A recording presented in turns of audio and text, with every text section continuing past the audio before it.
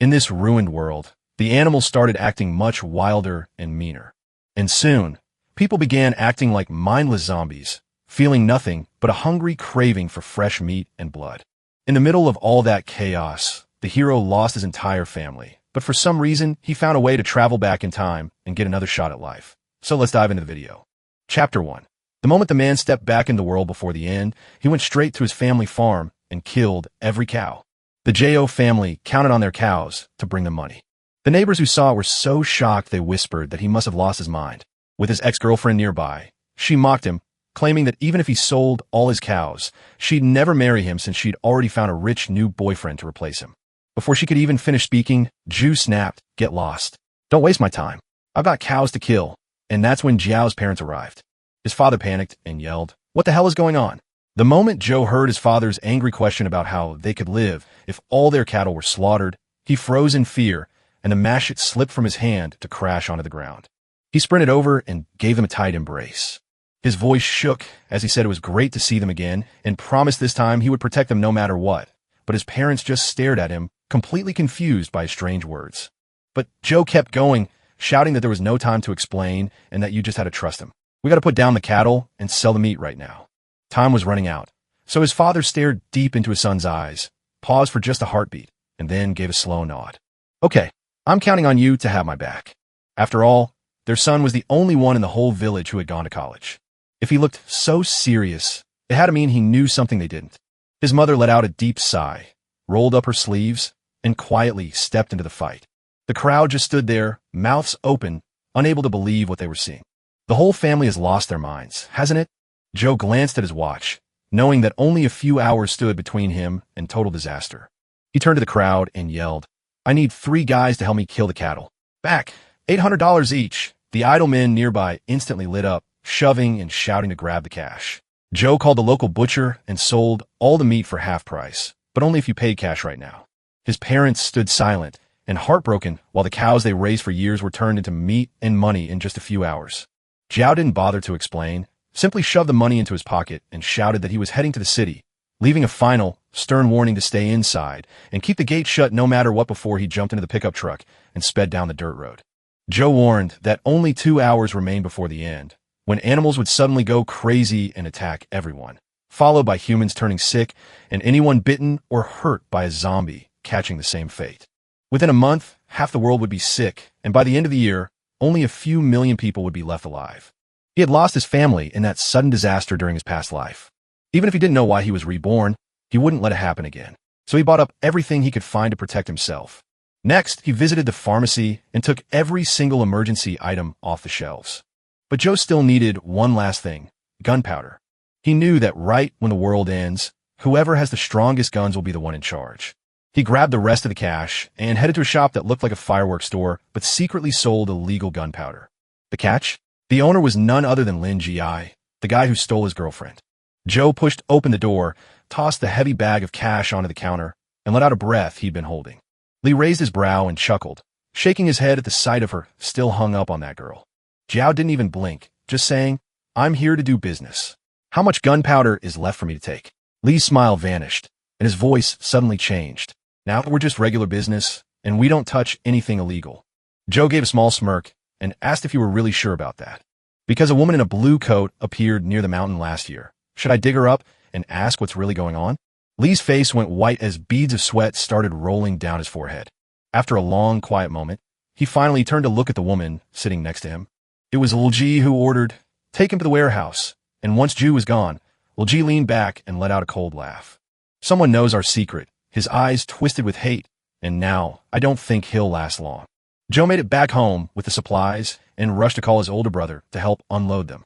But the news was bad for their younger sister, who was studying in the city, still hadn't come home. Joe froze, wondering if his earlier moves had changed things so that she wasn't home yet, just 30 minutes before the outbreak started. He didn't say another word, just leaped back into the truck and zoomed off toward the city. "Don't leave the house," he yelled as he sped away, and he begged, "No matter what you hear, keep the door locked until I return." The tires screamed as he pushed the pedal to the floor, racing toward the school. He knew that while many infections on day one came from animals, the crowded schools would soon become the place where chaos erupted once the virus spread. Suddenly, the truck lurched hard like it had just hit something. Joe hit the brakes hard and leapt out to see what was wrong. A mutant dog writhed in agony on the ground, its blood-red eyes and slime-dripping fangs signaling that the outbreak had already begun. By now, the word had spread like wildfire that Jo had killed the cattle. At Kinshan Elementary School, his little sister Juyong was instantly given the creepy nickname, the school freak. In the classroom, Xiaoya noticed Zhao Yang staying quiet, which made her grow bolder with every word she spoke. She waved her phone and laughed, saying, "Your whole family is crazy. Your college brother slaughtered all the cows just to marry a hillbilly." "Pathetic," Joying shouted, slammed her desk, and knocked Xia's phone flying out of her hand. Just then, the teacher walked in, spotted the mess, and quietly took the phone away. As soon as Juying started cleaning up after class, Shirauya jumped her, tackled her to the ground, and brandished a sharp box cutter. "You smashed my phone, you idiot. Now it's your turn to pay," she snapped, but before she could move, her body began shaking uncontrollably. Black blood sprayed from her mouth as she fell to the floor, gasping and throwing up in a frantic fit. Juying let out a scream and bolted down the hall in pure terror. The whole school had turned into a chaotic mess, with screams of pain, requests for help, and pure terror echoing down every hallway. Juying had just a split second to figure out what was going on before things went crazy. A classmate with bulging eyes and a torn mouth lunged at her like a zombie. She collapsed to the ground, frozen in terror. The zombie missed its attack and face-planted into the dirt with a sickening thud. Right then, Shirauya stumbled out of the classroom, changed completely. Her body was twisted in a creepy way, with a huge, ugly grin stretched across her face. She let out a loud scream and lunged straight at Juying. Just as they were about to crash, Ju appeared and kicked Xiaoya so hard she flew down the hall and smashed right through a window. As the other zombie rose again, Ju didn't wait and flashed a short blade forward in one quick move. The zombie's head slammed into the dirt before the rest of its body even touched the ground. Joe turned around to see his little sister, Juyong, shaking and crying. So he tried to make her smile by joking that her screams could be heard all the way to the next city. But later, while they were driving in the car, they spotted a zombie happily eating a woman. Without thinking twice, the hero dashed forward and ran right over the zombie. Juyong tried to force a shaky smile and whispered, "That was intense. Are we actually in a horror movie?" "Damn." Joe stared at her and saw right through her act. He spoke softly, saying it was fine to cry because the world had changed and we would have to learn to live with it. "Mom, Dad, and our big brother are home and safe." Juyong managed a faint smile, though back at the village where peace seemed real, danger was already gathering. Once they made sure everyone was safe, Joe nodded. "I have to find him," he whispered. His mother started to argue, but Juying moved in to stop it. She spoke with a calm and steady voice, telling him to let go, and the girl who had just run for her life finally saw everything with perfect clarity. His brother wasn't the same guy he used to be. Xiao felt something stirred deep within him, waking to life. Something weird and throbbing is waking up from the mess inside. It was wild and rough, but held great promise. His mind drifted to a person from his past. A single fighter slipped silently through crowds of the undead like a ghost. If he could find this man in this life, he'd be a valuable ally. While Shirauya leaned hard against the door of the village committee building, still thinking the villagers were just panicking and didn't see how serious the danger really was. Suddenly, a huge bluish-gray hand burst right through the wooden door. A few seconds later, blood-soaked zombies burst in, growling and clawing at everything. The village leaders stood frozen in terror, totally overwhelmed. Just as hope vanished, the window exploded and Ju leaped through, his glowing blade slicing the zombies apart one by one. He ran to Koexia, cupped her face tenderly, and looked for any sign that she was sick. Only when he found no blood or bite marks did he finally relax, knowing this woman, who used to be so cold and distant, was now safe. But now she seemed so delicate and real, like a person. Suddenly, the man with glasses screamed, "Why did you kill them? They were our neighbors we lived with for years," while Joe took a deep breath to stay calm. "They aren't human anymore. Just one bite or a single drop of that infected blood is all it takes to change them forever." The man adjusted his glasses and buzzed, wondering if those people were old zone zombies. He was just trying to find his missing granddaughter, so we should call the police. Let the authorities take care of this. At that moment, Lin Jin stepped out of the back room, clapping slowly with a smug smile. "Wow, these heroes are really here, huh? What's next? Do you think the government is behind this?" he sneered. "Zombies? Come on, you've seen way too many movies." And his mocking laugh only made everyone more scared and angry. Some started yelling that the Jew should be tied up and given to the police. Right before everything fell apart, Shiaka stepped forward and shouted, Enough. Ju just saved our lives, believe what you want, but those villagers were no longer acting like humans. Joe glanced at Xiaoya with a grateful look, then spoke with a steady voice. If you still don't believe me, I can show you the truth by taking you to the forest behind the mountain. Ji, his eyes tight with suspicion, had already spotted Zhao's odd moves around the city as he bought up weapons and gear, and now he was nearly certain this man knew something big. Ji thought coldly that if Xiao held anything that could ruin him, then no matter the price, Xiao would have to die. He put on a fake smile, rounded up some thugs, and promised to come right over just to stay safe. Xiaoya and the bespectacled man, Huang, stepped up to help as volunteers. She worried about the villagers, while Huang still hadn't heard anything about his missing wife. The village chief went out that morning to find the missing people, but never came back. When the group reached the back of the mountain, they quickly spotted the chief's empty car waiting by the trees. Joe ran his hand along the warm hood, muttering that the car hadn't been gone long as his eyes narrowed. Pieces of his past started to fit together, revealing that this forest was likely where the very first zombie outbreak began. Even after searching the entire mountain with no luck, the group found nothing until Joe spotted a cave entrance tucked away among the rocks. The ground was soaked in blood, and the air smelled of rot, a clear sign that zombies had passed through. So Joe said he was going in to check it out without any emotion. Ji instantly mocked him and started throwing out taunts, or perhaps you just wanted to rush in there and destroy the proof. What? Are you going to stash your little crime scene in there, Joe? He glanced at him with icy eyes and warned, if you're terrified, stay put. Otherwise, come along with me and keep quiet. Right as Ju reached for the cave door, a shadowy figure stepped out from the dark. Wang screamed in pure happiness because he had finally found his missing wife. He stepped forward with open arms, only for Sin to bare her teeth and lunge at his throat in the blink of an eye. So don't even think about touching her. Joe moved faster than you could blink, sliding the blade between her jaws without a second's thought. He plunged the blade deep into her life, and then turned to stare at Juan. The man let out a broken scream and swung at him with a wooden bat, shouting that you killed his wife, but Joe quickly knocked him to the ground and stayed calm. His voice was deep and soothing, telling me that even though I hurt, the badness was already gone. I'm fighting hard to keep all of us alive. Huang stumbled backward, but managed to stand up again. His voice broke with pain and anger, asking if he could stay calm if he killed your family right in front of you, which hit Chu like a slap. His mind suddenly traveled back to his old life, remembering the cold, bloody bodies of the people he loved. He held his breath and, with a low growl, snatched Huang up into the air as though he were as light as a feather. His eyes narrowed into sharp blades as he declared that no one would harm his family and escape, only for Linji's mocking laugh to cut in from the side, calling him a monster, before a strong hand slammed down on his wrist, knocking him to the ground just as he was about to strike. A familiar voice growled, "Wake up, idiot!" Standing over him with a stern face was his older brother, Zhou Ming. Jia Ming watched Huang, who was still drowning in sorrow over the loss of his wife. Suddenly he screamed, "Man, did you see what she turned into? Nobody wanted this. And if you need someone to blame, it's me, because her death is my fault too.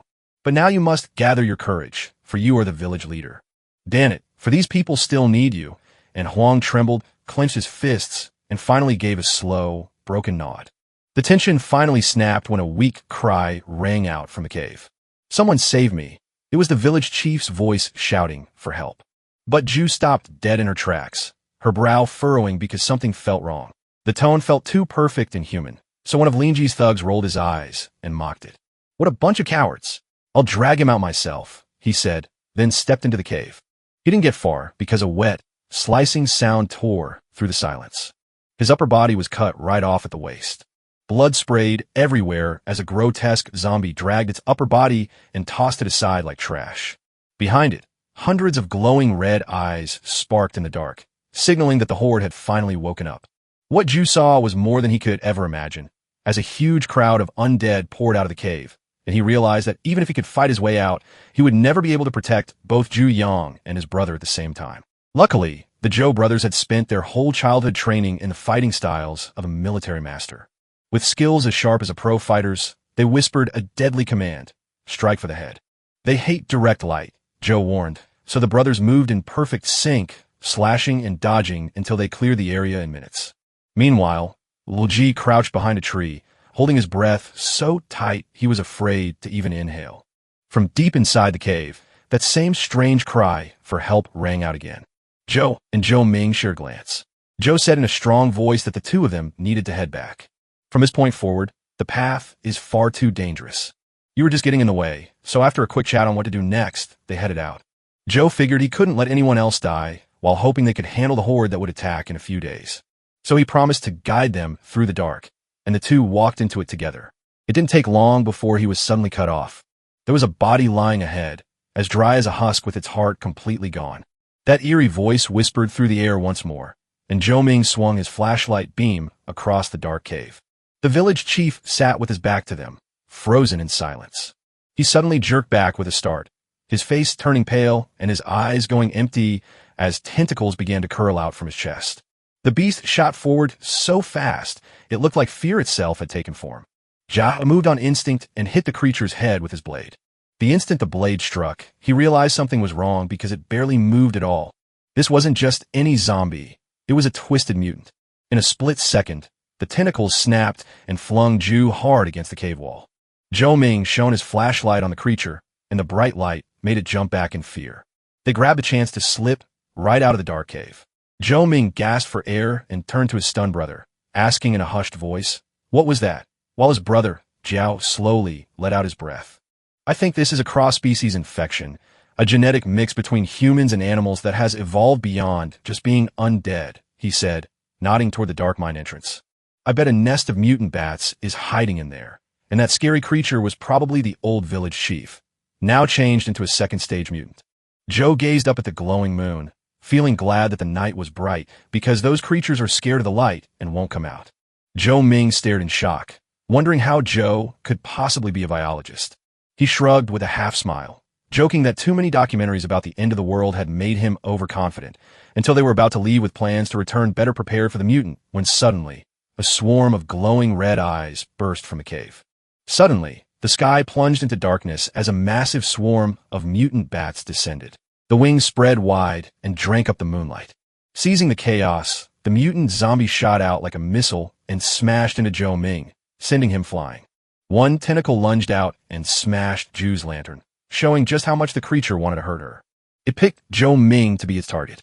Zhou squeezed his teeth shut and pulled with everything he had, but nothing happened. The monster's power was so strong that no human could ever stand against it. Just as the monster's mouth was about to snap shut on Zhou Ming's hand, Zhu stopped dead in her tracks, frozen in sheer terror with no way to stop it. Suddenly, a car zoomed right in from nowhere. The door burst open to reveal Shirao, Xia, sitting at the wheel. She didn't hesitate for a second. She fired her weapon at the zombie, blasting it so hard it flew far away. Jao didn't let the chance slip away. He rushed forward and struck the killing blow, ending the creature's life. What they realized came as a shock. It was the village chief himself. Xiaoya looked like she was about to fall apart, while Zhou Ming let out a long sigh, his voice worn out but honest as he said that if she hadn't shown up right then, they would both be dead. But before they could even catch their breath, Zhou's face went pale. He had found a clear bite mark on Zhou Ming's forearm. Zhou Ming gave a tired, faint smile and said sorry to his little brother, telling him he would now have to take care of the family. "I didn't need to say what comes next, did I?" Those words struck Zhu like a knife because deep down, he already knew he'd have to be the one to end his brother's pain.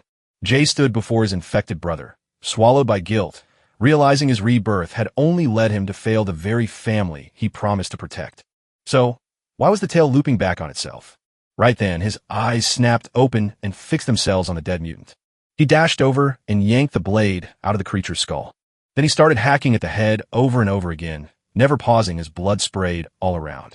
Zhou Ming, convinced his brother had lost his mind from sorrow, yelled, "What are you doing? Stop!" while Xiaoya also screamed, trying to pull him back. But Zhou didn't stop because he remembered that powerful zombies drain life from the weak to form a crystal core inside their skulls, and seconds later, he found it. A dark, blood-red crystal was stuck deep inside the creature's brain. He turned to Zhou Ming with a firm voice and hopeful eyes, urging, "You haven't turned yet, and we still have time." And with that, he held out the crystal, while Zhu spoke in a deep voice, explaining that this zombie core is made of the same concentrated virus found inside your own body. If you accept this, you might just evolve into a powerful, immune version of yourself. But there's also a real possibility that you'll end up becoming one of those terrifying monsters. Zhou Ming didn't even look at it before gulping it down, while Jao paused, but knew in his heart that this was the only way they could survive. After swallowing, Zhou Ming gave a serious smile and asked if you had known all along, wishing he hadn't had to deal with the drama, then bluntly asked when the effect would kick in. 2 days later, Zhou Ming gave a nod and looked toward the cave. 2 days, and if I haven't come out by then, seal the entrance. But if I end up with superpowers, don't get jealous. As his brother walked away, so easily, Zhou felt a heavy weight lift from his chest at last. He trusted him, offered a faint smile, and said, "I'll be waiting for you," while Luji listened to the whole thing from the side. A dark grin crept onto his face, and he realized with a nod that the time for games was over, so he decided to make things happen fast. The next morning, as the sun rose, Zhou Yang walked into Zhao's room, wearing a patchwork suit he'd built for fighting. "Bro, it's time to rise and start the day." Zhou turned his head, his face full of defeat, and asked her, "What are you wearing? It looks like something you'd see at a cheap sci-fi costume party." Zhou Yang puffed out her chest proudly and said, "You told us to strengthen our defenses, so I spent the whole night making this armor. Cool, right?" She waited for a compliment, but Zhou just poked her armor with a finger, sending her rolling out of the room like a barrel while he stared blankly and asked what she'll do when the zombies come. "Pin them down until they stop moving." He shook his head and stepped outside, only to find his father balancing on a ladder, stacking bricks to strengthen the yard wall. "Zhou," he shouted. Zhou is finally awake. He leaped from a wall, scooped up a barrel of black powder, and lumbered toward them with a huge grin. "Where did you find that?" "Oh, come on, son. Your old man still keeps a few barrels around for fun." Zhou sighed beside him. "Dad, that's gunpowder, not a toy." But Mr. Xiao had already tossed the barrel over his shoulder and ran off laughing, muttering, "Just one? You're so stingy." Seeing his father all excited, Zhou muttered, "Please don't blow up the house." Suddenly, a loud noise came from the backyard, but no, his father hadn't blown himself up with that barrel of gunpowder. He spun around to see his mother balancing on a yoga roller with frying pans on her head, brandishing a trident while his little sister copied every move. J.O. studied the pair and whispered, "That's for sure, they're mother and daughter," before shouting, "Hey, Mom, is there breakfast today?" To which she replied without looking up, "Make your own. I'm busy," and returned to twirling her fork with practiced ease. Zhou sighed for the second time and decided to leave, wondering why Shuxia had been standing right outside his door for so long. Just as I was about to ring the bell, the door swung open from the inside, and Zhou stepped out, looking surprised to see me and asking what I was doing outside.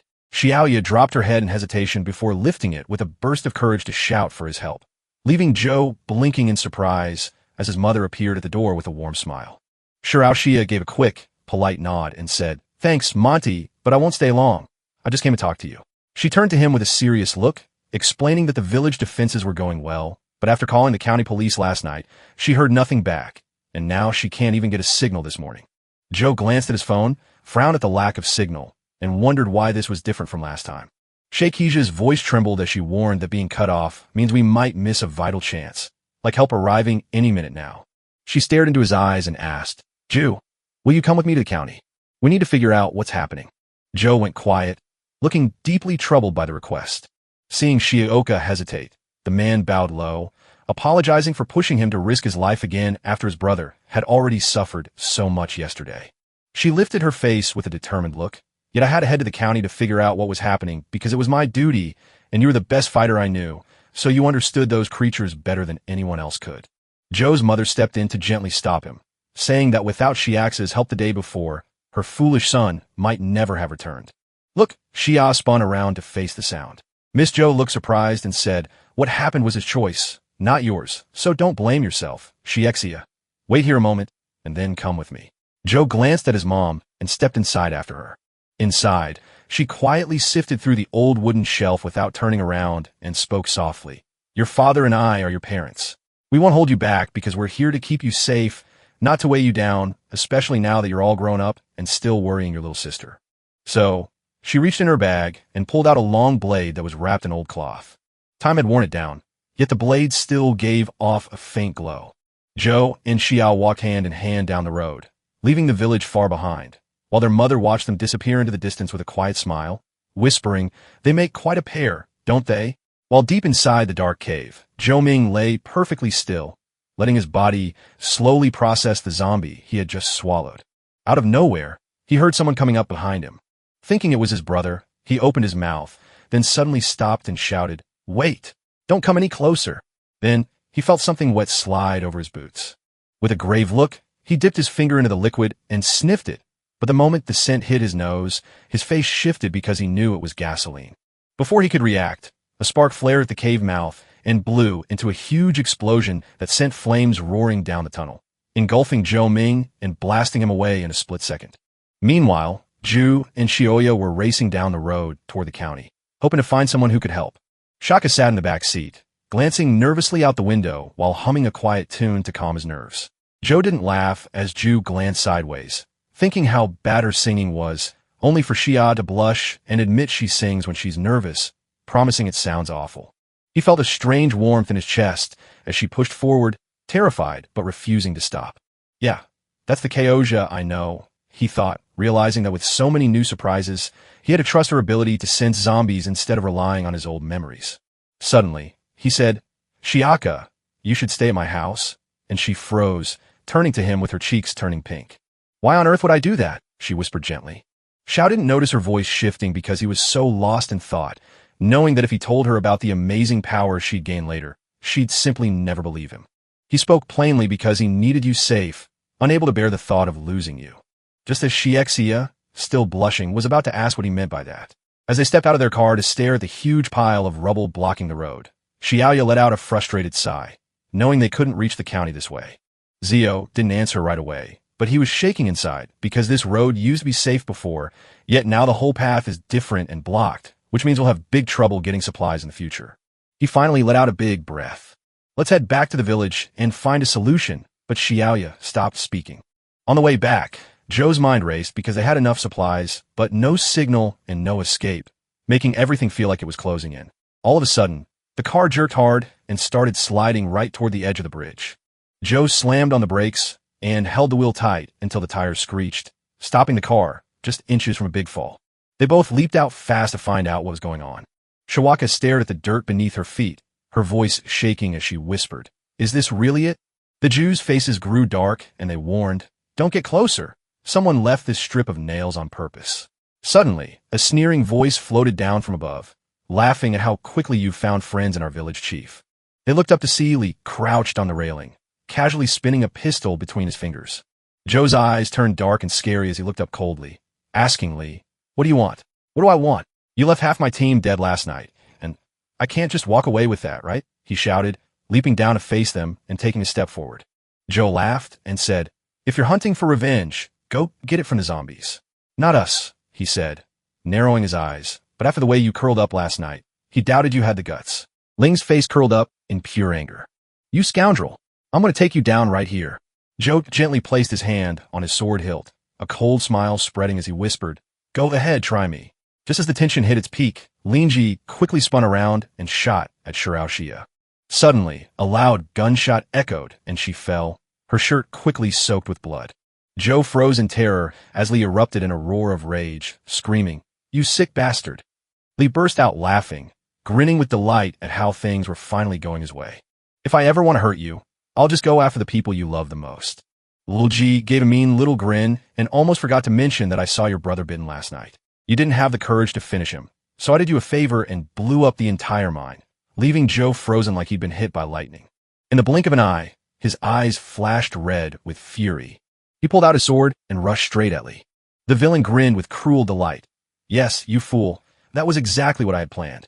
Just as he aimed to fire, a dark shape burst from the woods, bit into Lingi's arm, and tore it away, causing Lulji to crash to the ground and scream in agony like a pig being slaughtered. As Joe froze in horror at the chaotic scene before him, he narrowed his eyes and shouted, "That's a zombie wolf." While back in the village, Xiaoya swung her legs on the roof, grumbling about second brother's absence, until sudden loud knocks echoed from the front gate. A voice shouted urgently, "Is Zhao home? Open up!" as Xiaoya peeked over the door. "Brother Guan and uncle, no, my brother isn't here, so what's happening?" Guang suddenly pointed at the ridge and shouted, "Look there!" So Xiaoya quickly flipped on her phone's light to scan the hillside, but when the beam hit the slope, her eyes went wide and she froze. As we slid down the hill, a black tide of zombies surged toward the village. Lingji lay on the ground, blood soaking his clothes, barely awake, wondering if this was how he would end up dead. The zombie wolf slowly turned its bloodshot eyes toward Ju. Instincts took over as he screamed, "This isn't right. He found me," and the creature let out a deafening howl before charging right at him. Jo twisted away with lightning-fast reflexes, slicing his blade across the creature's chest just as it rushed past. Blood gushed out as the zombie wolf slammed to the floor, letting out a howl of agony. Jo panted, staring at the injured beast as night began to fall, weakening his power and threatening the safety of Shurao, Asha, and me. We've got to finish this before the sun goes down. Out of nowhere, a loud chorus of deep guttural howls rang out through the woods. Ju stopped in his tracks until he realized the truth, his face falling as he saw that this wasn't just a few zombies, but a whole horde. He looked out into the distance and saw a horde of the dead marching through the trees. But since the village chief who started it all is already dead, how could he be the source? Could the bats be the real troublemakers? Just as Ju linked the pieces together, a zombie wolf leaped at him with a roar that could cut the air. Its sharp talons slammed down with terrifying power, trying to shred him apart. Just as the blow was about to land, Joe twisted his body and barely dodged death. His heart hammered so hard, he wondered how it wasn't already broken. Then he saw the hole in the creature's chest start to knit itself shut so fast that he couldn't even move before it was gone. The beast snapped its huge mouth open and lunged forward once more, trying to tear him apart. Deep inside the cave where Zhao Ming was trapped, the rubble still shook from the blast. The deep rumble grew louder and louder as it echoed through the tunnel. Then, with a massive boom, the force of the blast hurled rocks flying in every direction. Suddenly, Zhou stepped out of the smoke, his body burning with a scary red light while a wicked grin spread across his face. Back on the bridge, Bing Bing watched in horror as the zombie wolf lunged at Chu, her voice shaking as she begged, "No, please. No." Just as the zombie wolf snapped its jaws shut on Ju, a strange red glow suddenly burst out from his body. A fiery glow pulsed beneath his skin, lighting up the energy waiting to break free. Power rushed through him, wild and fierce, making him feel like he was burning up and being born all over again. With a guttural growl, Zhu smashed his fist right into the creature's jaw. The zombie wolf, caught completely off guard, was blasted backward by the devastating hit. A broken cry tore from its throat as it crashed to the ground, sending a spray of blood into the air. Jug didn't let him get back up, stepping forward with burning red eyes and his sword held high. With one fierce blow, he split the monster in half. When the dust cleared, Bing Bing just stared in shock at the figure covered in blood. Her voice was so quiet it was just a whisper, saying only his name. He turned to her and offered a gentle smile. "Yes, I'm here," he said, falling weakly to the floor.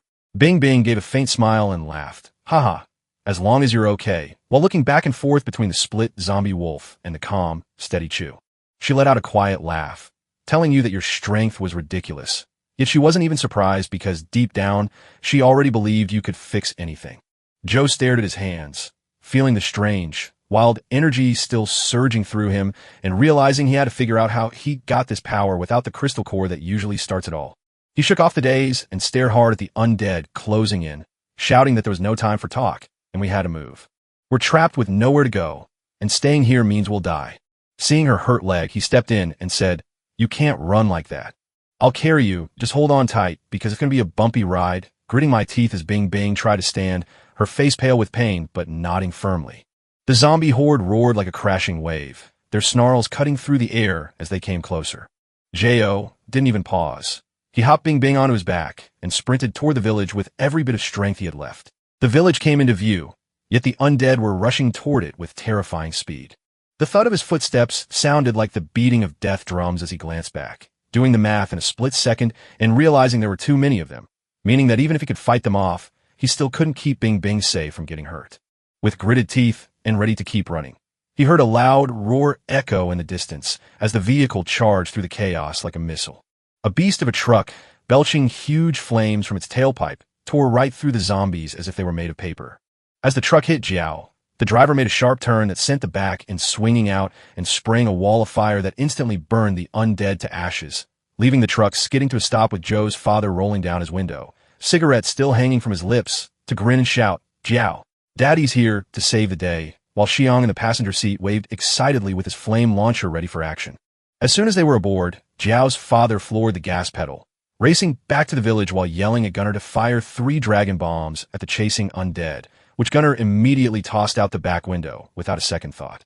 Flames burst out behind them, burning a few zombies, but the others kept running with fire wrapped around them.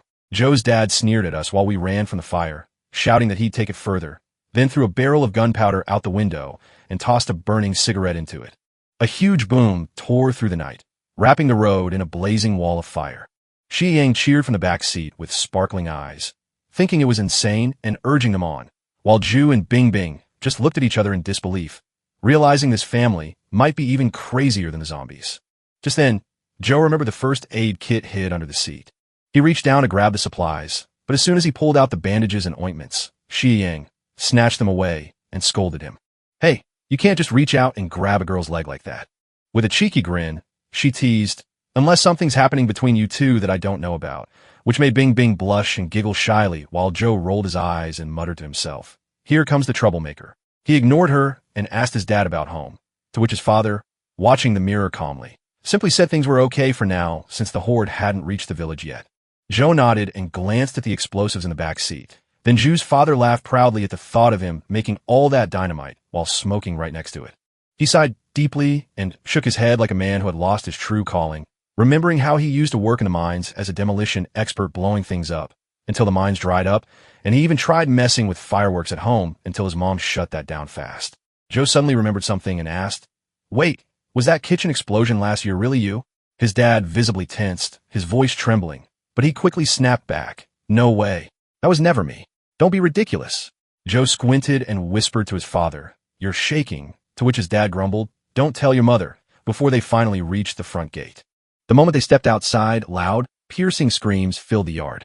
Joe saw his dad's face turn serious, so he ran to the door and pounded on it, shouting, "Damn it, it's locked from the inside." Without waiting, Joe charged forward, bent his knees, and smashed the door open with one powerful kick. In the courtyard, they stumbled into a bizarre sight where Joe's mom calmly held a zombie by the neck with just one hand. She stared coldly at the zombie and shouted, "Oh, it's you Aunt Zong from the next village," while Joe's father, Inning, peeked from behind the broken door, shuddered at her furious look, and hid behind the wall as Joe stood in front calling, "Mom," but she didn't even glance at him, still holding her frying pan and growling at the creature.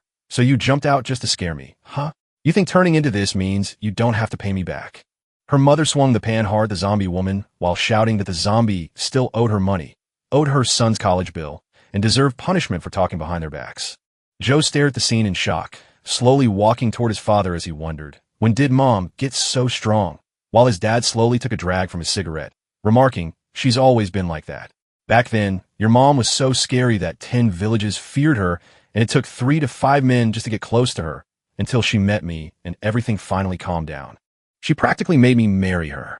A flying frying pan struck the back of his head while his wife's cold, sharp voice echoed from the courtyard, calling him a liar and reminding him that he was the one who begged to marry her. She spun around to shoot a furious glare while you crashed through the front gate like a hero, only for the boy to flinch and try to run away until Bing Bing quickly stepped in a plead for him, saying he was truly worried about you. As soon as those words came out of her mouth, Ja's mother stopped dead in her tracks. She turned to Bing Bing with a sudden, gentle smile, admitting she was just joking and noting how incredibly calm he was. Jo froze with a blank stare, finding her acting scarier than the zombies, just as a chilling roar erupted from the wall, near his father, while a zombie climbed up to snarl viciously. Just as it was about to leap, something hit it in the air and knocked it back out the door. From the top of the wall, Hang yelled, "Stop talking. They're breaking in right now. The zombies are flooding the village, and a whole horde is charging in from the west." Ju's eyes narrowed, and he called up the energy inside him, making a red light pulse across his body. And then he threw himself right into the middle of the fight. He watched his dad toss bombs, his sister fire a makeshift cannon, and his mom rush forward with a heavy frying pan. Joe's heart was suddenly sure, knowing that this time they would fight as one, stand firm against any threat, and face this wave of death together with his family, finally not alone. All of a sudden, the zombies at the back turned and ran away. Joe stared in shock as the group backed away, wondering if they were retreating or just terrified. Joe frowned, knowing that zombies don't feel fear. It was like they were answering back, and suddenly the zombies showed up again. This time, they carried ladders, crowbars, and saws, all neatly organized. The protagonist's father stood frozen, unable to believe the heavy weapons the zombies now carried were turning their battle into something far worse than a simple horde. Joe's voice turned cold because they aren't acting on instinct. Someone is controlling them. In the middle of all the confusion, Joe suddenly saw a shadow standing on a faraway roof. He narrowed his eyes and realized it was Lin Ji. The man who was supposed to be dead from the blast was standing there, wearing a cold and creepy smile. As the zombie horde crashed toward Ju's family like a giant wave, Joe's father gritted his teeth and cursed, wondering why they were all charging right at them. He spun around and shouted, "Explosives! Panic hit as Xiong cried out they had none left, only for Huang's voice to warn that others were scaling the side of the mountain. He spun around just in time to see a bunch of zombies climbing up the wall. His heart sank as he realized they'd pulled a trick and were now playing a new game. Peering down, he spotted Bing Bing and her parents surrounded by the undead, fighting desperately with their last bit of strength. The whole family was fighting hard to stay alive. Joe's eyes narrowed as the red light flared again, and he shouted for his parents to hold the courtyard while he led the rest of the group to him. With a burst of power, he leaped from the wall and dove straight into the middle of the horde. Joe's father stared helplessly as his son dove into the horde of zombies, panic seizing his chest while he screamed with a voice breaking from sheer terror. The next second, a mountain of snapping jaws and claws piled onto Zhu. Yet under that crushing weight, Joe felt no fear at all. He squeezed his eyes shut as a storm of power roared inside him, gripped his sword until his knuckles turned white, and growled out the names of his powers: Blood Barrier, Groundbreaker, Strength Skill, and Blue Blood. With a sudden burst of power, he slashed forward, turning a sea of zombies into flying pieces of flesh and bone. And as the red mist cleared, Jiao stood panting, realizing that this ancient move from a legendary commander was still not perfect in his own hands. I don't need to be perfect or the strongest of all. I just need enough heart to keep the ones I love safe. He stared at the twisted zombie on the roof and realized it wasn't the real danger. The true threat was the person controlling them. To stop the chaos, you must kill the king. As another wave of zombies surged toward him, Joe grinned with red eyes shining in the dark. Do you really think this garbage is enough to stop me? The moment Joe stopped talking, a massive roar exploded right behind him. He felt a cold shiver crawl down his back. He spun around to see his zombie springing straight at Bing Bing. Just as the monster was about to touch her, Joe's mom swung her frying pan and hit its face so hard it flew away. She sprinted over to Bing Bing, her voice trembling with worry as she asked if everything was okay and if the creature had bitten him. Bing Bing panted and shook her head, telling Aniga she was fine and asking where Zhao was, while Shurao Yang shouted excitedly that he'd just seen him leap from the front yard and slice through the zombie like a superhero. He was going to be okay, but right before he could read the rest, a loud crash shook the air. Suddenly, everyone stopped moving, and then she slowly turned around. And there, surrounded by broken rocks and dust, lay Zhu, hurt and struggling to stand. He screamed hoarse, "Stay back and don't get near the run," facing a giant mutant zombie bear twice the size of a truck with glowing eyes and red steel shards sticking out of its spine. Every breath he took blasted steam out like smoke from a giant furnace, and it wasn't just watching anymore. It was hunting. Joe's body shook with pain, but he forced himself up, fists tight and eyes locked on the beast, his voice low and determined, because he knew he was the only one left to face it and he would never let his family get hurt again. Joe's eyes turned burning red while he let out every last bit of his strength. A furious blast of blood-red energy exploded around him like a wildfire as he stood his ground before the giant bear, teeth clenched, ready to die, protecting his family if he had to. While his family screamed in panic in the courtyard, Jiao didn't move a single step. The giant zombie bear let out a terrible roar and lunged forward, its sharp claw coming down hard like a giant blade. Jiao slipped aside at the very last moment, just as the claw crashed down with a deafening boom and a voice that sounded like home. Well, so you can call on that kind of power, huh? And here I was convinced you were just talking big. As the dust settled, Zhou Ming stood calm, holding back the bear's claw with one hand and saying, "Sorry I'm late, little bro." Zhou's eyes went wide with shock and joy, and Ming stretched his shoulders with a big smile. It took me some time up in the mountains to get used to how powerful this thing is. He took a quick look at the bear, so keep your eyes locked on it. This is the real way to use it. Zhou Ming swung his arm hard and threw the giant bear high into the air. It careened off course like a runaway train, slamming into the rubble with a thunderous crash. Ming wiped away the dust, grinned, and muttered, "Still alive, huh? Tough bastard, you giant hamster." Ming turned calmly and said, "Man, leave it to me. Go handle what only you can." He stood slowly on the distant rooftop, lost in memories of his past life where his family died before him, his own helpless screams echoing in the night, filled with bitterness, rage, and endless nightmares. Now that I hold the power, I'll wipe out anything that threatens them. But Jiao stepped forward with a cold voice, saying, "So you're still alive, huh?" Lil Ji turned slowly, his missing arm now replaced by a terrible wolf claw, and he let out a rough laugh to say the old Lingy was gone.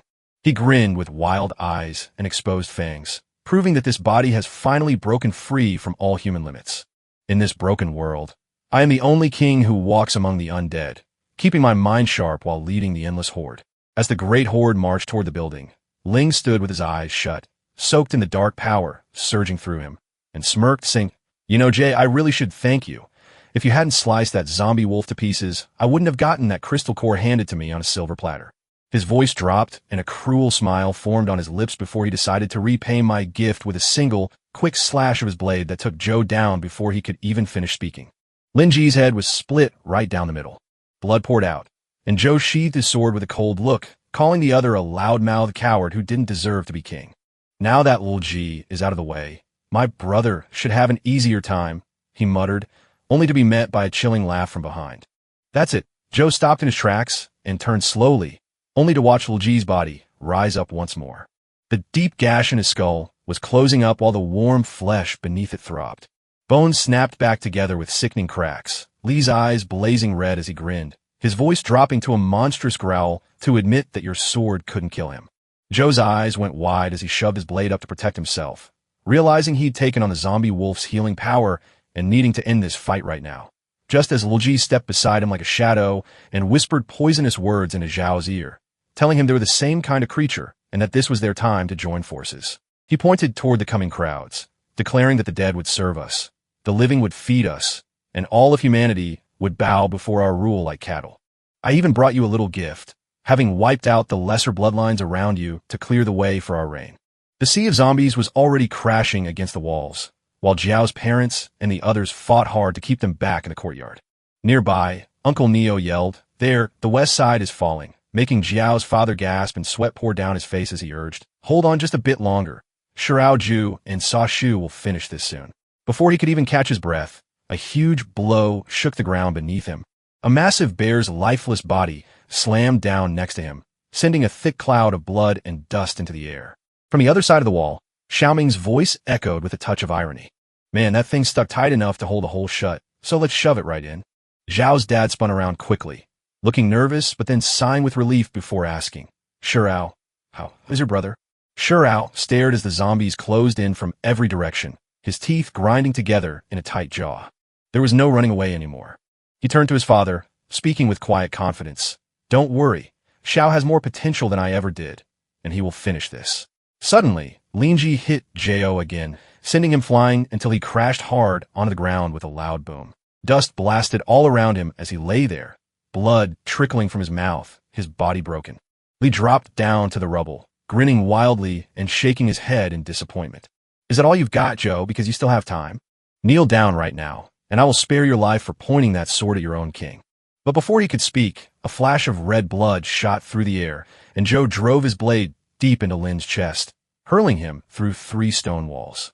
With dust still swirling around him, Joe stood tall and eyes sharp, his voice cold as he told Lin, "Humans never walk with faith, especially not ones who bite at my family," before marching toward the wounded figure among the rubble, his sword dripping with blood, and declaring, "Lin, there's only one thing left for me to do, kill you," while Lin's chest wound began to heal instantly as he rose up, imposing and dangerous. And after licking blood from his claw, he shot back with a chilling threat. "Oh, really? That's a shame, Joe. Then I sentence you to death." And with a sudden lunge, he attacked in the blink of an eye. His claw crashed down like a wild guillotine, cutting through the air with scary power, but Joe just barely lifted his blade to block it, sending sparks flying where they met. Joe is faster and stronger, so his arms are failing under the pressure, and I can't hold on much longer. One blow followed another as Lin never let up, hammering him again and again. A sharp pain tore through Jiao's arm, slashing right through his protective barrier, so he kicked back and rolled away quickly.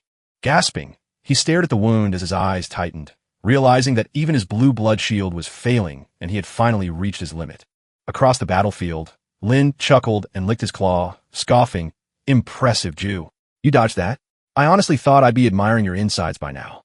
Jo's strength was fading and his vision blurred as his blue aura flickered, but he locked eyes with the monster and tightened his grip on his sword, ready to end it all with one final strike. Before Xiao could move, Lin suddenly appeared right in front of him with a wicked grin and glowing red eyes. "Got you?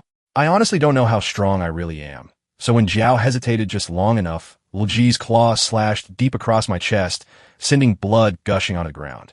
But in that split second, Jay reached into his coat and threw a homemade bomb right into Lin's face. "Smile at the surprise. You fool.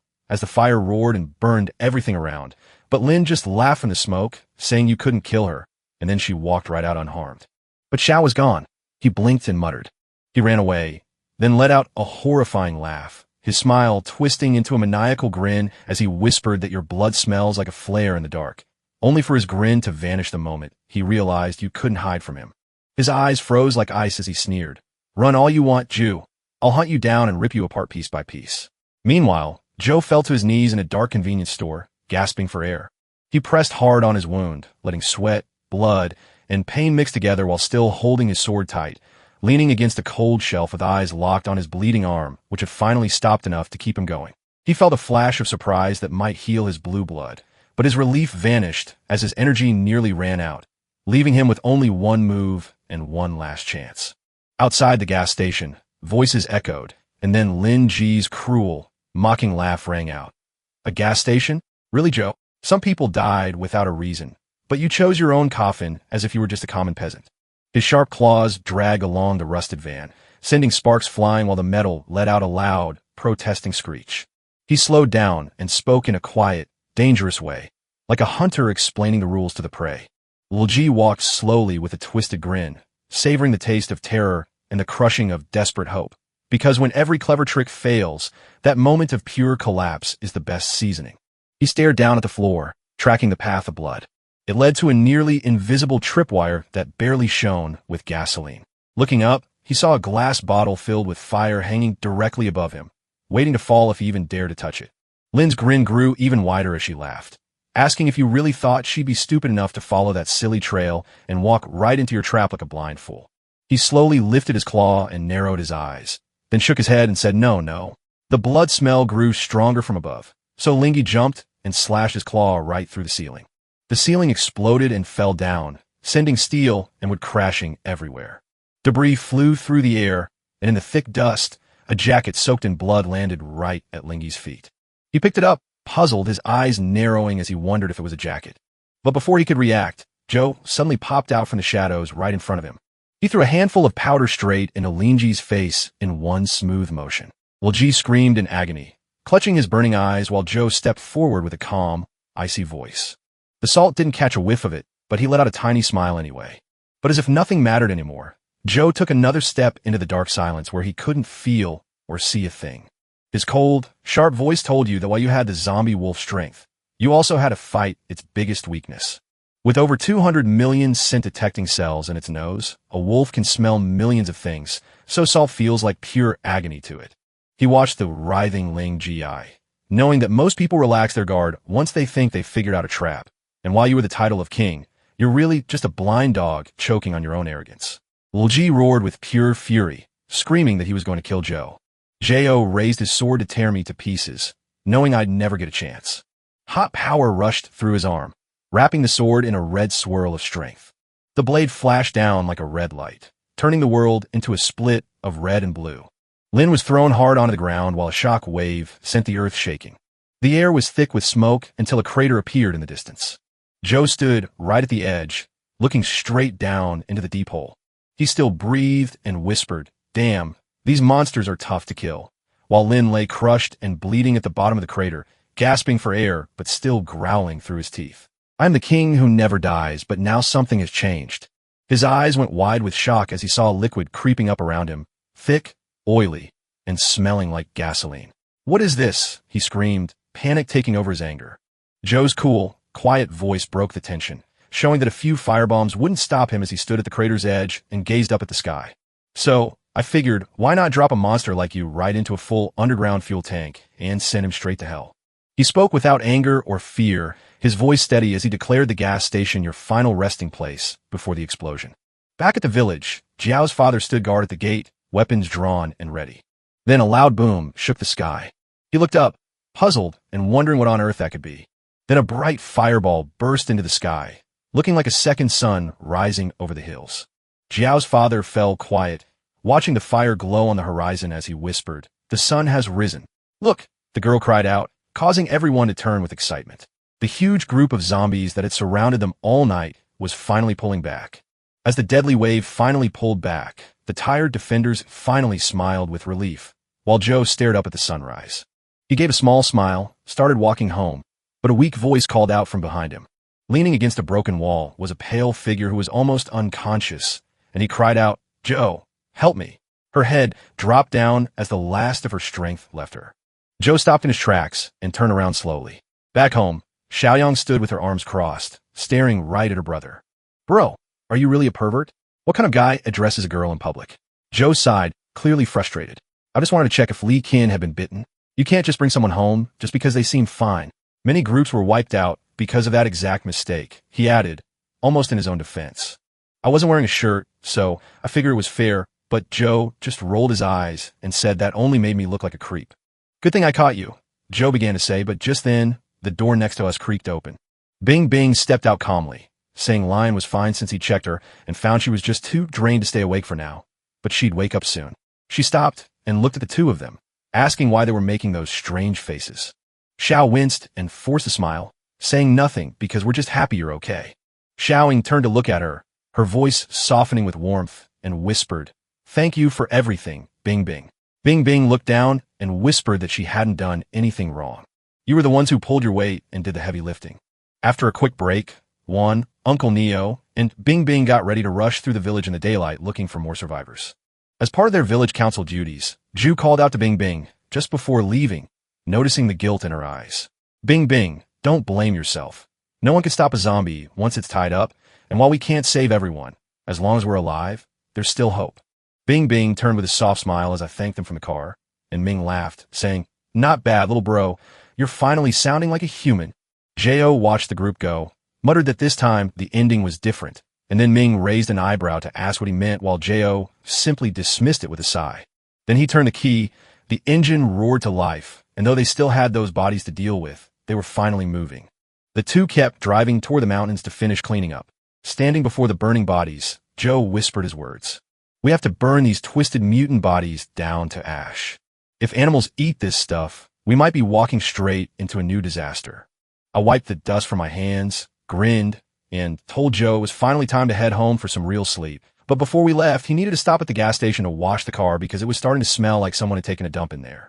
Jav scratched his face, looked embarrassed at the station, then frowned until Ming threw an arm around his shoulder and grinned, saying, "Why not? I'm your older brother." Joe glared with narrowed eyes when he heard the problem. "You know the rules," Ming said with a raised eyebrow, "but seriously, are you still sure you can win?" Joe smirked, claiming he'd never lost a round of ghost tag. So the group quickly picked Ming as the hunter and Jay as the ghost. The rules were easy. The hunter counted to 10 while the ghost dashed away. If the hunter catches you within 3 minutes, he wins. The ghost just needs to run as fast as it can. As Joe burst with energy and dashed away, Ming laughed behind him, saying, "You're really using that trick. You remember I can do that just as well, don't you?" Before Xiao could even move, Ming was suddenly right behind him.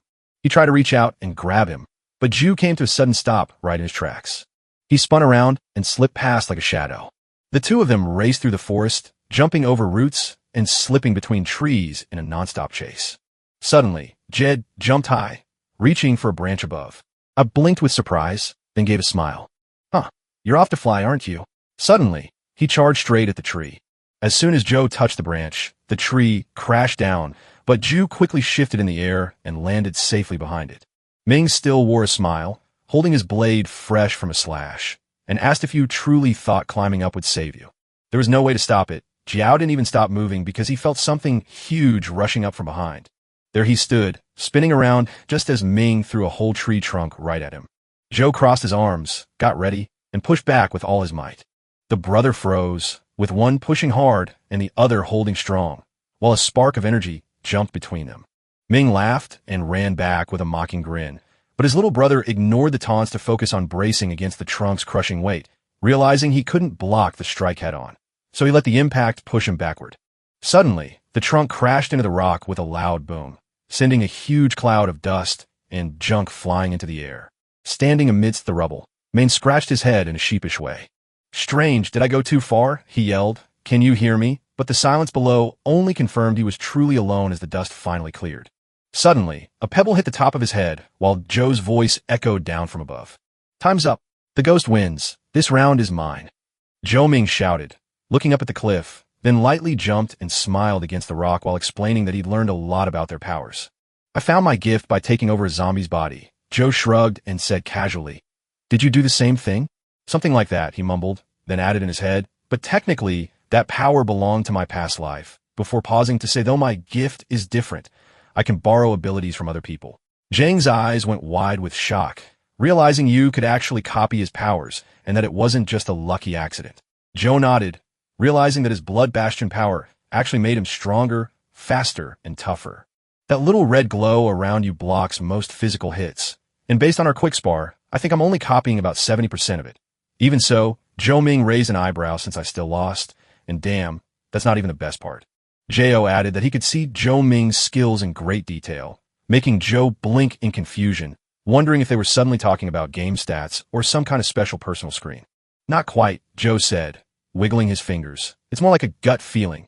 I can sense the hidden numbers behind your strength, like seeing your power and agility sit around 90 while your endurance hovers near 50, but before you can even guess your intelligence, I have to pause." Zhou Ming broke in with a grin and joked, "Does that make me smarter too?" before adding a sideways smirk to confirm. "Not even a little bit." Zhou Ming laughed and gave me a playful shove, warning that even his silly brain could knock my teeth out. Then he suddenly remembered the zombie bear core he had hidden in your drawer, thinking it might come in handy later. The brothers spoke without realizing someone was hiding in a tree and listening to every word. Later that night, while Jiao's brother slept, Zhou Ming slipped quietly into his brother's room. She was on the hunt for the zombie core. If she managed to find and take it all in, she would finally get superpowers too. The next morning, the sun shone bright as birds took their baths in the warm light. Joe dug deep into the soil to plant seeds and build a better tomorrow for them both. Jiao didn't want to work, but since he was the youngest son, his mother made him. He felt it was unfair that his brother got to relax while he was the only one forced to work. But since Jay wasn't ordinary, he used his special power to make the soil grow. Laura stood outside, steeling herself to walk up to Jay. She wore just a simple white shirt, and somehow it made her look incredibly tempting. Finally, she turned the corner and shouted for Jiao, only to stop dead in her tracks at what she saw. Joe spun around to ask if everything was okay. Laura told him she just wanted to say thanks for saving her life. Joe said he was just keeping a long-ago promise and that she never owed him anything. The girl shook her head and said it didn't matter. She gave him a cup of tea and asked if he'd be willing to help her again sometime. Joe said no and showed no interest.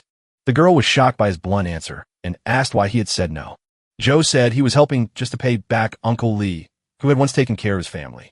With the debt cleared, there was no reason left to help her anymore. Laura hung her head and struggled to speak, finally managing to whisper that she understood. Eventually, Jay finally finished turning over all the soil. The young man saw the blood Buddha wasn't ready for farming yet, so he had to learn to control his power better. Just as he reached for the gate, loud knocking startled him, and when he finally opened it, he found visitors waiting there. After hearing about the village, Jay listened quietly, nodded, and simply said there was nothing more to do. With no other soul left alive in the village, everyone's hearts sank at the terrible news. The visitors felt guilty for the deaths, thinking it was their fault. But Ju insisted it wasn't their fault, saying they had done all they could. Then the uncle asked what they should do next since they had no idea how to fix things. Joe said it was easy. First, they washed up and then shared a meal, because even if anything went wrong, the most important thing was that they were both still alive and safe. After a while, Bing Bing stepped out of the bath with her hair still wet. Yang's clothes didn't quite fit, leaving her feeling a little odd. Right then, they shouted for her to come eat because dinner was ready. She felt a bit shy, but she knew it wasn't really a bad thing. As the sun dipped below the horizon, only one house in the whole village still had its lights on. The kitchen was buzzing with dinner prep, filled with laughter and jokes from everyone. Lydia asked Bing Bing to sit next to Joe, and the girl happily agreed. From afar, another girl watched her sit there with envy, but kept quiet. Jiao handed over a soda with a bright smile, and Bing Bing happily took it.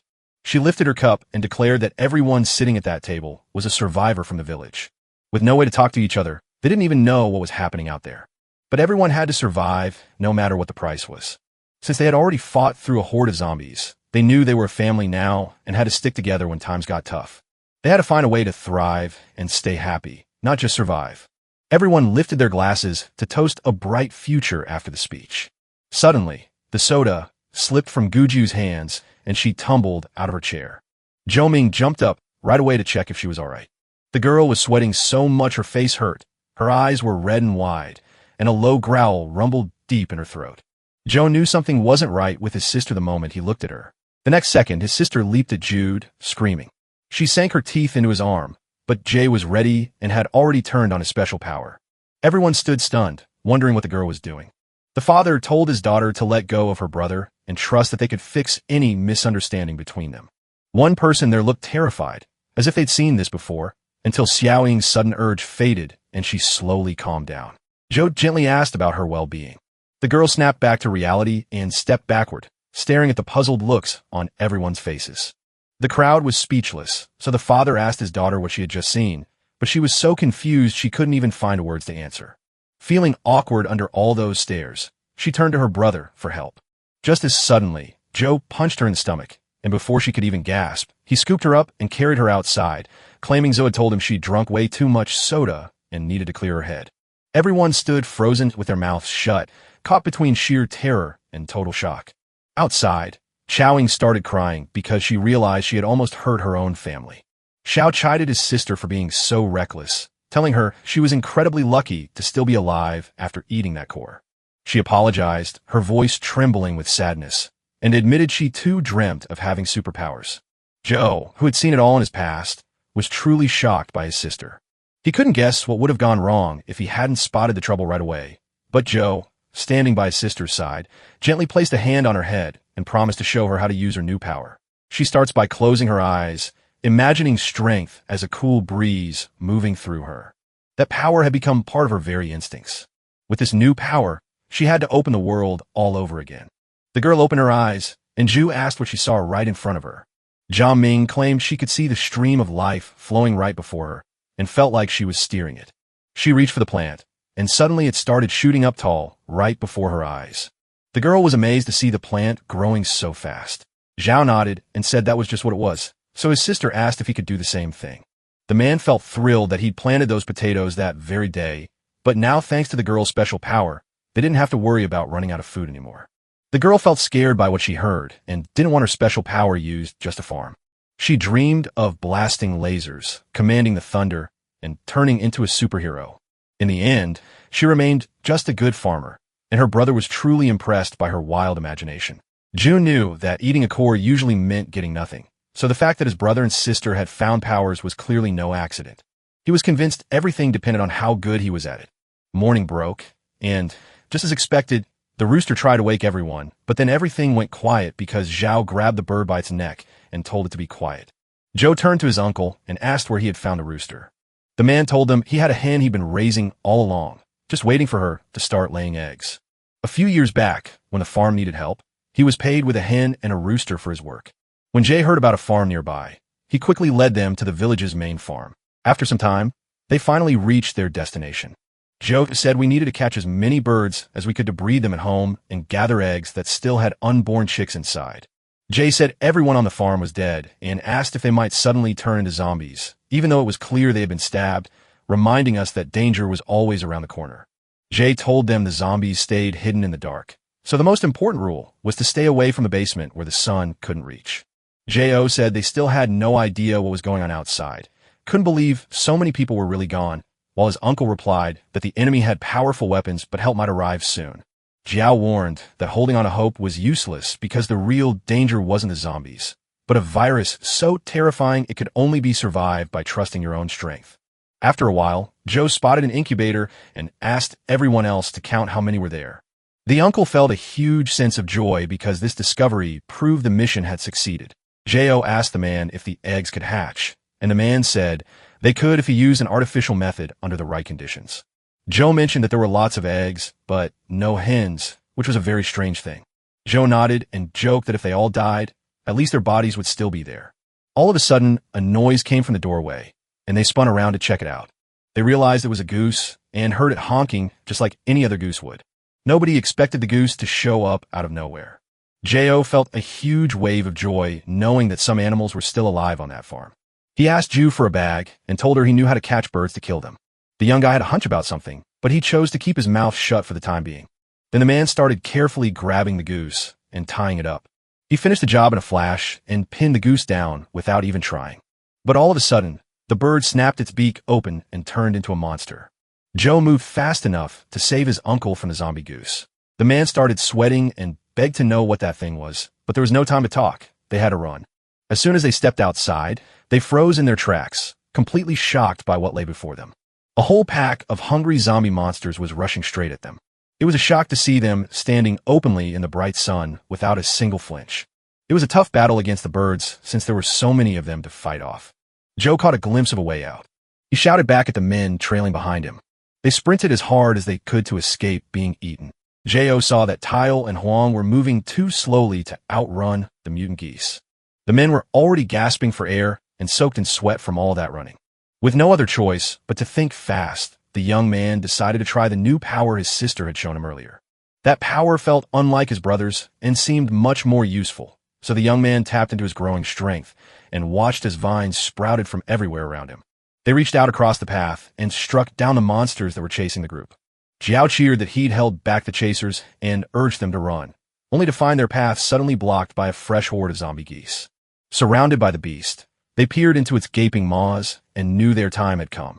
Joe yelled for everyone to sprint inside. They burst into the room and slammed the door shut behind them, gasping for air. The man gazed out the window and sighed that they'd be stuck there for a long time, because even if Chow were strong enough to get out, neither Huang nor the uncle could make it. The young man admitted it was his own fault that put them in danger and promised he'd do everything he could to get them back home safe. Joe looked at all his other choices, but he still held back from using the Blood Buddha power because it had limits. But suddenly, Joe spotted a computer and realized the farm's power was still on. Shurao couldn't see how that secret would help them out right now. The man realized that because the computer could start up and go back online, there was a way out. Just then, the monsters started smashing right through the door. Joe jammed himself into the doorway and urged Jude to move fast, warning that the hold wouldn't last. The man started pounding on the keys, working fast for another 3 minutes. He was sure he'd find something to help them. Joe knew the door would crash down in just 3 minutes, so he chose to act first by using his power to kick it wide open. He then grabbed the broken door handle and glared at the monsters with pure anger. The zombie geese showed no mercy or fear when they saw man. Without hesitation, they charged, and Jo slammed the door in front of him like a shield before unleashing his power to smash through every monster blocking his path. Joe sighed, knowing this moment bought him a few precious minutes. But when he looked at the leftover bits, he saw them moving and trying to stick back together. The uncle asked Hong how much longer he was going to drag his feet, especially since the noise showed things weren't easy for Ju.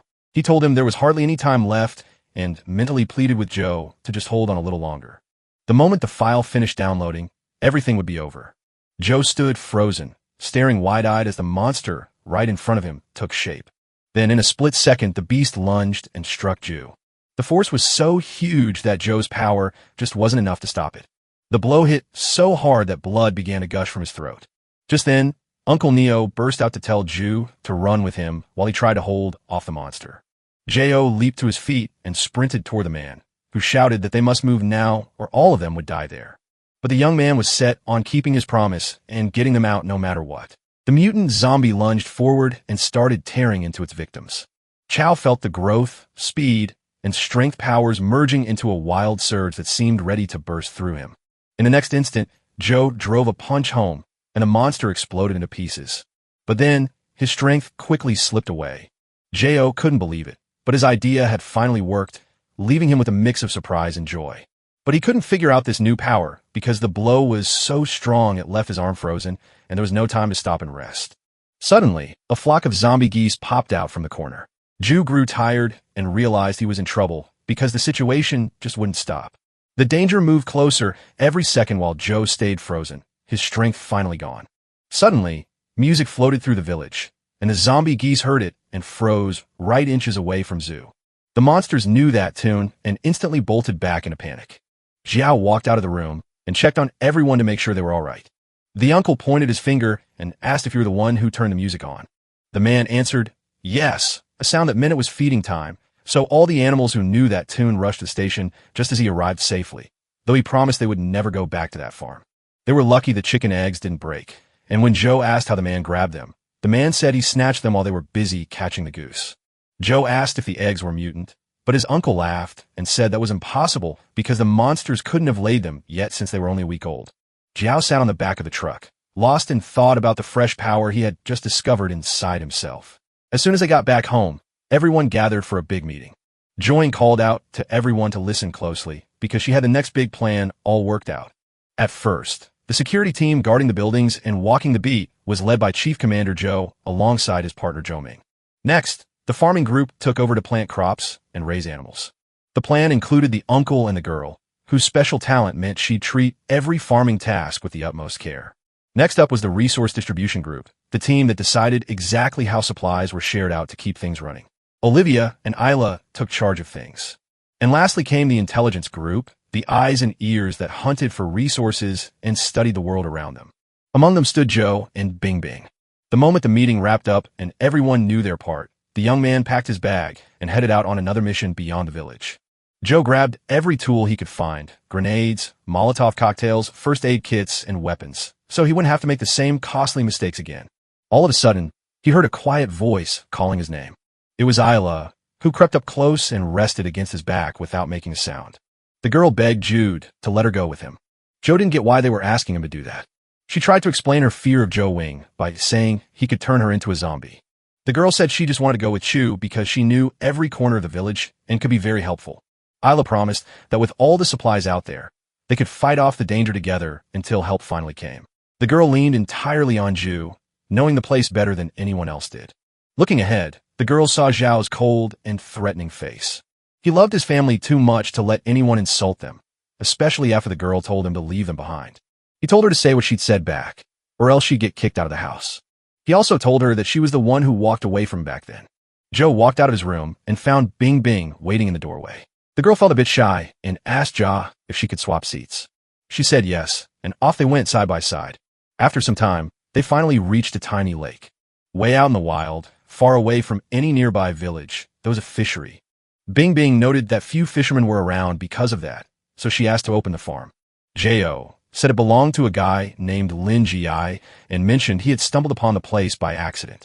The girl started wondering why Lin Ji hated Joe. J.O. said it all began in high school, when he refused to listen to someone just because they had money. Later, Joe started chatting more with Isla, while Ji tried to impress her to win her over. Bing Bing claimed that Lin Ji held a grudge against Isla because he kept insulting her in front of everyone. J.O. told us that Lin Ji just wanted revenge, and Isla could be with whoever she chose, even though grown-ups made the marriage plans without asking the two of them. She finally made sense of everything, even though she couldn't figure out how such a love could lead to marriage. All at once, she felt a strange chill in the water, even though everything looked perfectly safe. They stood in a garage with a huge underground storage area right beneath their feet. But the passage was guarded so tightly it felt like a bank. The girl turned to Shu and asked what they ought to do next. J.O. said they should try their luck anyway, even though in a past life he had already been there hiding from zombies. He managed to last a long time on his supplies, but when he arrived, the power was already gone, and he barely made it in time to flip the switch on the backup generator before his food started to rot. This time, the lights stayed on, and the power never went out. Maybe something had changed because they had stopped the first wave of zombies, and now there was a real chance that survivors were hiding there. Right then, he heard a girl scream and shouted to ask what was wrong. She said it was nothing, just a small slip. Bing Bing whispered that the fish heads looked strange and asked Jay what kind of fish they were. Then, one of the fish's eyes suddenly shrank and turned a bright, bloody red. Joe threw himself forward the moment he saw those fish turn into hungry zombies. The moment Zhu grabbed the fish, it sprayed him with a sudden jet of water. The young man didn't see the sudden, powerful blow coming, and in an instant he slammed into the wall. The monster's strength told Jay right away that it was a second-tier zombie. Bing Bing stepped in front of Joe to guard him and asked what they should do next. Joe yelled for everyone to run because fighting the monster was hopeless, right until a strange noise echoed from the doorway. He was shocked to find the vault door had slammed shut, leaving them trapped inside. Joe yanked a knife from his bag and lunged forward to strike. With no time to fix the door, he had to tackle the danger right away. Bing Bing stood helpless, watching the fight with his heart in his throat as he hoped Xiao would win. The knife bounced off the fish's scales like it was hitting iron, failing to make a single cut. You couldn't just smash through those tough scales. You had to find another way to get past them. The beast was armored in scales from head to toe, but there had to be a weak spot somewhere. Joe gave it a close look with his own eyes and found that the zombie's weak spot was its gills. J.O. sprinted up behind the zombie and pointed his knife right at the fish's soft spot. But just as the blade reached the fish, mutant worms from its gills rushed out to defend it, causing Joe's strike to fail and leaving him to face a swift tail slap from the angry fish. The next second, Joe was thrown aside and hurt. The fish lunged to strike again with a burst of water, but Jay snatched a power cable to zap the zombie with a shock of static electricity. He was lucky the creature couldn't fight back against pure energy. That battle was anything but easy. Joe smiled, knowing that even though his life had changed completely, this wasn't one of those big turning points. It was obvious that someone had put that mutant there on purpose. Bing Bing worriedly asked if Sho was okay, and after he nodded and urged them to leave right away, they tried to twist the door handle, but it wouldn't budge no matter how hard the girl pulled. She was shocked to find the door stuck fast, feeling like someone had locked it from the other side. Joe woke his powers and yelled at Bing Bing to get back. The very next second, he slammed his fist into the door with every bit of strength he had left. Once everything went quiet, they realized the door hadn't moved an inch. The door was as strong as a bank vault, buried deep beneath their feet, making it nearly impossible to break open. Jiao admitted that was the hardest hit he could throw right now, and it seemed impossible to break through. Jo was worn out and said he needed to take a break. She told him to rest and said she'd check the area for another way out. Jo sat quietly in a corner, taking a break right next to a pile of rocks. When he opened his eyes, he saw Bing Bing returning, looking defeated because she had searched every corner but still found nothing. Bad luck. There was no other way out of that vault. The storage room was freezing at -8 degrees, and even if they could survive the cold, they would eventually run out of air. With no time to hesitate, Ju stood up and declared he'd give it another try. Suddenly, Joe spotted the glowing sphere in the girl's hand. She wondered if eating that would give her his special powers. Suddenly, Ju reached out and gripped her hand tightly, his face worried as he warned that the danger ahead was far too great. She found she couldn't call on that power again, and so she decided the spell didn't work well enough. Bing Bing warned that they would perish if they kept going as they were, so she begged Ju to let her take a dangerous chance, hoping her newly awakened power would be the key to their escape. Receptivity means being able to wake up, and for Bing Bing from his past life, he isn't sure if things will actually change this time because of that guy interfering. Joe asked if she was sure, and since she had shown such courage, he decided he shouldn't be afraid either. Bing Bing admitted that while she used to be terrified, she now felt ready to face whatever came next with him by her side. It was already late afternoon, and the sun was beginning to set. Jack and Joe were calling out for the missing people, but silence answered them until a huge roar shook the air, and though Jack joked that zombies should fear the sun, Joe knew they only came out at night, meaning something very wrong was happening. The next moment, they heard Joe scream and rush toward him. They had no idea someone was hiding behind a tree, listening to every word. Joe remembered a city in ruins. A voice beside him grabbed his shoulder and shook him hard to make him wake up from that scary dream where he was standing on a collapsed building. When he opened his eyes and glanced to the right, he found a girl holding a rifle standing right in front of him. That girl named Bing Bing commanded them to stand up. She had a job waiting for him. She saw 4 huge level 4 zombie dogs and 2 level 6 tigers. He explained that those people were attracting a huge horde of zombies in just 20 minutes, so they had to rush and warn everyone else. Bing warned that time was running out and insisted they needed to face a leader just to gain a few more minutes. He argued that staying there made no sense for her since he was the captain. The girl told me that Jiao's powers hadn't started yet and that he was just getting in the way. He felt down in the dumps because even after eating the zombie core, his special powers still hadn't kicked in. He gave in and told her she just had to get through this. The girl smiled and nodded, letting the warm sunlight glow across her face. Suddenly, the guy jolted awake from his sleep. The girl woke him from his sleep. He saw something was terribly wrong with her and asked why she was on fire, even though Bing Bing couldn't understand what was happening because it was so hard to breathe. She was drenched in sweat, feeling like her entire body was on fire. The girl couldn't take the heat any longer. Jo asked her to wait, brought some ice, and told her to stop undressing. But when she said she couldn't and asked him not to look, he immediately turned around and claimed he wasn't watching.